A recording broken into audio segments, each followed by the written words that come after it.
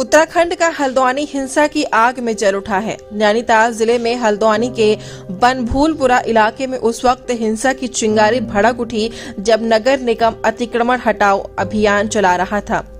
हिंसा की आग इतनी भयावह थी कि पूरा शहर जल उठा।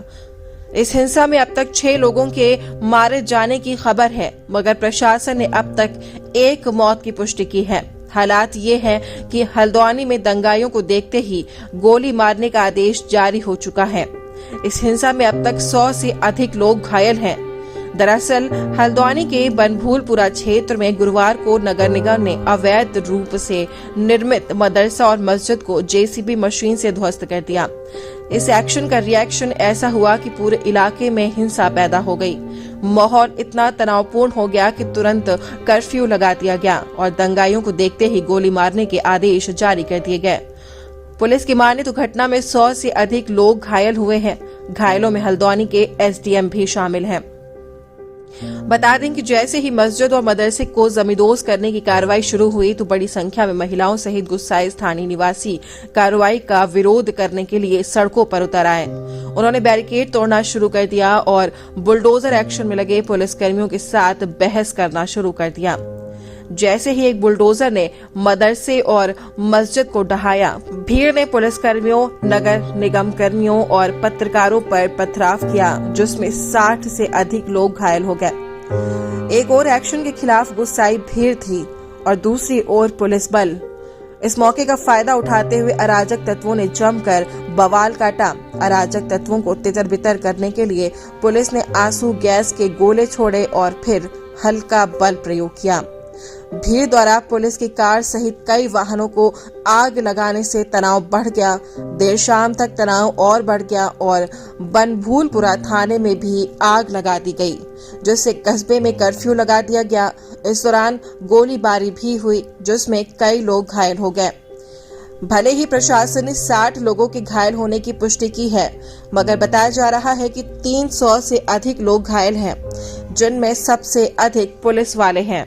देखिए, आज शाम लगभग 4 बजे एक हल्द्वानी में बनभूलपुरा इलाके में जिला प्रशासन और पुलिस की संयुक्त टीम जो है वो माननीय न्यायालय के आदेशों के क्रम में अवैध अतिक्रमण हटाने की कार्रवाई कर रही थी।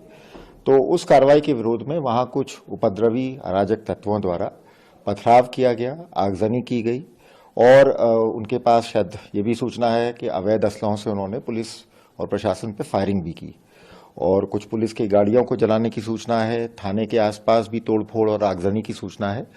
तो घटना की जैसे ही सूचना मिली, वहां तुरंत जो हमारे डीआईजी कुमाऊं हैं वो भी मौके पे पहुंचे और आसपास के जनपदों से अतिरिक्त पुलिस बल भी वहां भेजा गया है और साथ ही साथ राज्य सरकार द्वारा एमएचए से इसमें अतिरिक्त पुलिस बल की मांग भी की गई और 4 कंपनी हमें एडिशनल सेंट्रल फोर्सेज भी तत्काल एमएचए द्वारा उपलब्ध करा दी गई हैं।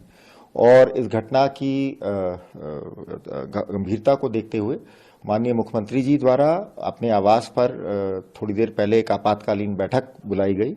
उस बैठक में माननीय मुख्यमंत्री जी की अध्यक्षता में मुख्य सचिव महोदय, मैं, हमारे एडीजी लॉ एंड ऑर्डर और सूचना निदेशक, हम सभी लोग वहां थे और स्थिति का जायजा लिया गया और अभी फिलहाल स्थिति वहां पे नियंत्रण में है। जो जानकारी मुझे अभी तक मिली है, कई संख्या में जो पुलिसकर्मी और प्रशासन के लोग चोटिल हुए हैं, उनको वहां स्थानीय अस्पतालों में दाखिला कराया गया है। फिलहाल किसी कैजुअल्टी की सूचना नहीं है।